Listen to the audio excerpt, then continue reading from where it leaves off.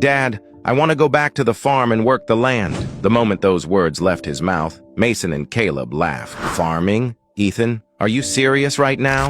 But what neither of them expected was that from the very day they received the money their father gave them, the real gap had already started to open quietly. 3 months later, Mason walked into a car dealership in Atlanta and bought a red Tesla. The body shined, the leather seats were spotless, and the moment his girlfriend saw it, she said excitedly, "Baby, now this looks like a future PhD." Soon, Mason enrolled in a doctorate in strategic management, driving his new car in and out of campus. Whenever students saw him, they would whisper, "That's Mason, MBA graduate, now doing a PhD too. He'll definitely end up in upper management at a big company." But what no one knew was that the car payment, tuition, insurance, charging costs, and all those social dinners had already taken a huge chunk out of his money. Mason comforted himself by saying this was not waste, it was investment. The car was image, the doctorate was credentials, the dinners were connections. As long as he looked successful,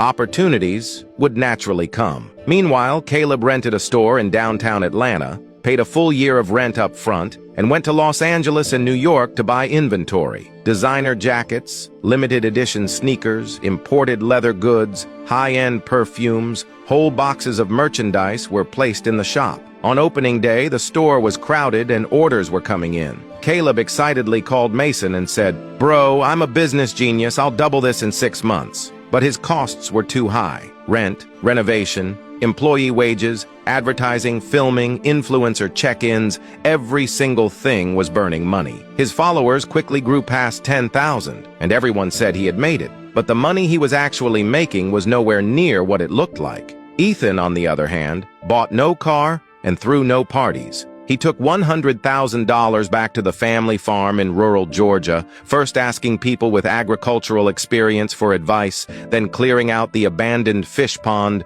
repairing the water inlets and outlets, buying fish fry and feed, and planting corn, wheat, potatoes, and some vegetables. He also bought a water pump. His brothers laughed at him in the group chat. "Ethan probably doesn't even have internet out there. He only posted one blurry photo of some young corn shoots, and it got barely more than a dozen likes, but he did not care because every day he could see the fish growing, the crops growing, and the land slowly becoming more valuable." In the 4th month, one of Mason's friends suddenly asked to borrow money, promising to pay it back in a month. Mason sent him the money and told himself it was an investment in relationships. Caleb's store looked more and more successful on the surface. He hired salespeople, launched a membership card program, and posted outfit videos every day. But the expensive merchandise was piling up in inventory, and cash flow was starting to tighten. When Ethan came home, his shoes were covered in mud, and his face was darker from the sun. His mother, Linda, asked how things were going, and he said,